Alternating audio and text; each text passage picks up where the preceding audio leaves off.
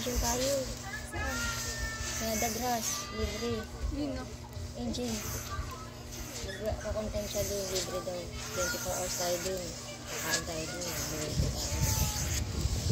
2 p.m. after ng graduation ni Mene. Tagalan mo naman doon. Hindi mo tagalan mo. Ito yung ano eh. Ito yung plancha ng tamad. Ano Kaya maglatag? nga binili ko eh. Tamad maglatag. Ay, Diba, hindi tayo pwede maglagay ng kabayo kasi ang Oo laki-laki. nga, buti naisip mo to anak. Very good ka. Sa lahat ng ginawa, ito yung pinaka the best. Kahit wala tayong bahay, okay na ako dito.